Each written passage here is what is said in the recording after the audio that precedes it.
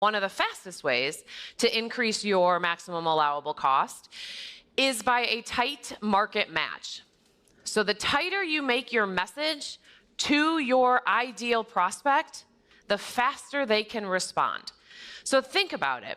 I've been saying, like, you guys, like, it's not easy to start a business today. It's not easy to learn marketing. I didn't think it was easy when I started learning marketing. It is definitely not easy today. Why? Because there is so much coming at you, right? Like, how many of you guys were on your phones at lunch and something else now came across? So you've got to learn this. You've got to look at that. Have you seen this?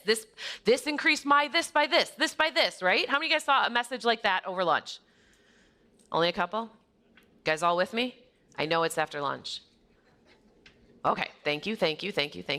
Okay, right now, the same thing is happening to your prospect. So they are seeing something like 4,000 marketing messages a day. And we think, well, mine's so important, right? Like they are not sitting around waiting for your message just to show up. So if you're not talking directly to them, you've like gone over their heads, around them, and that. So the fastest way we can get there is by that tight match. So what we say is that, really, think about this for a second. Rarely is anybody and everybody equally matched with you and your product. And you are more appropriate for some people than for others.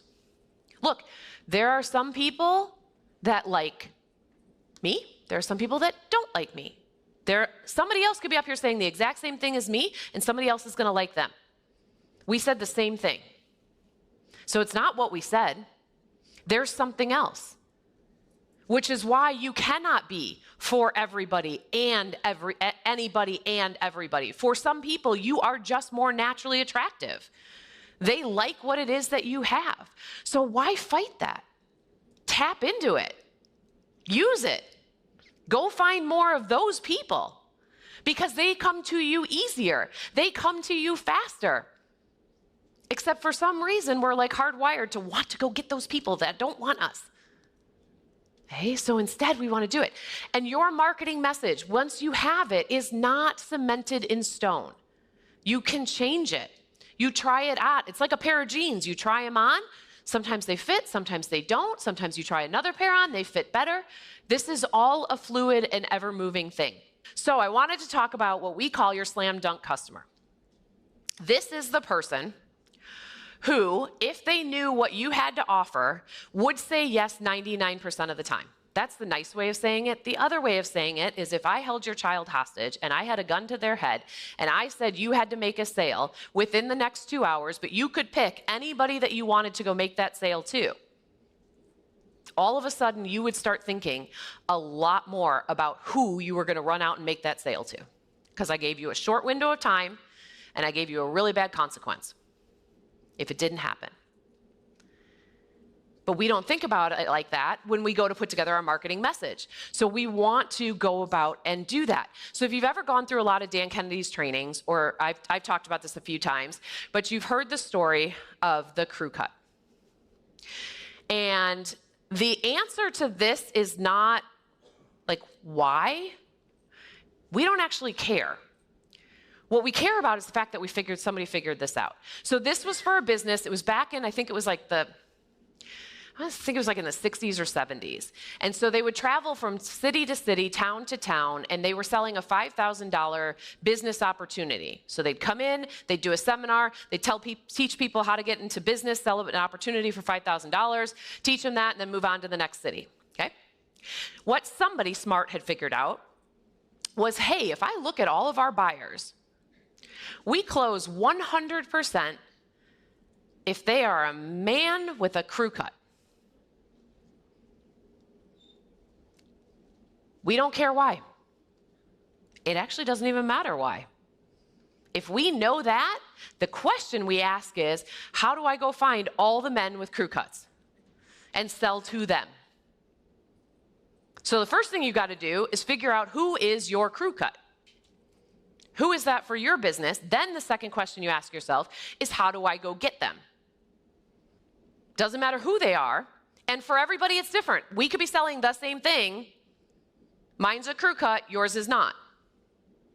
Because part of this is who are you for? Who are you right for? Who do you naturally attract? Who's the best person for you? So Dan had another client.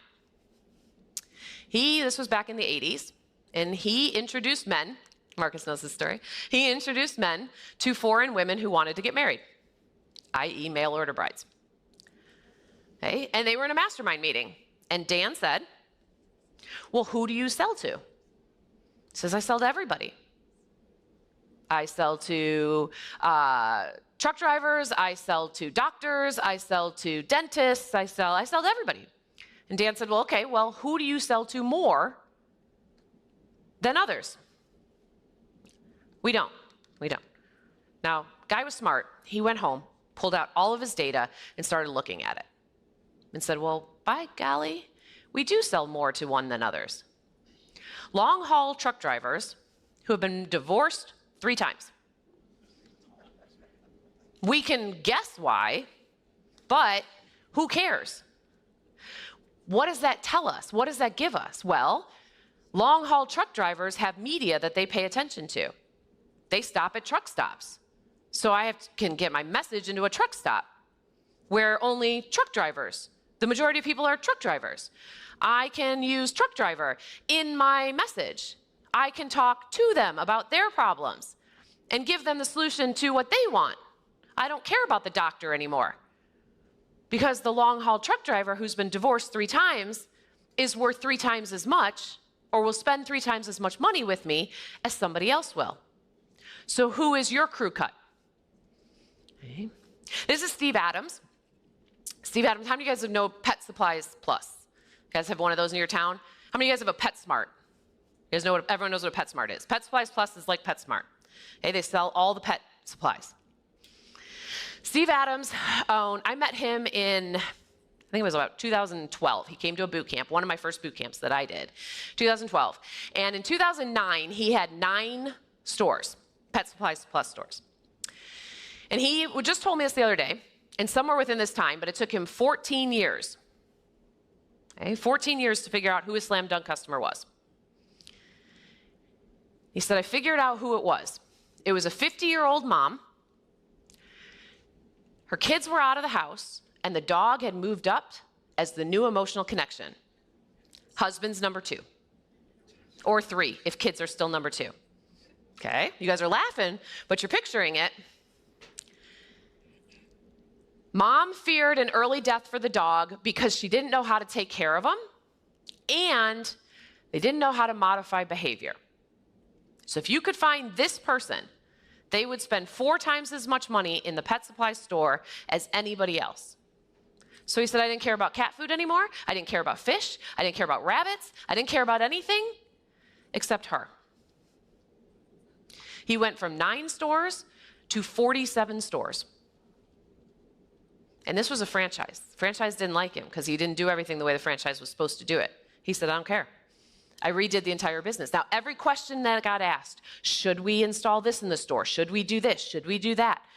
Well, does she care? Is she going to spend money on that? The entire store was created for her. All of the added things were created for her. All those average transaction value things we talked about this morning, they were for her. 4 times the amount. So he said, that's it. I go after him. So he created a sales letter, 4 pages, got mailed out every week to all of the areas. Okay? All written to her. Offer for her. Letter for her. This was the staple of the business that allowed him to grow from those 9 stores to 47 stores. Because he figured out who she was, and then he was able to write a message to her. If you want to learn from the greatest marketing minds of our generation, then subscribe to our channel and check out these videos.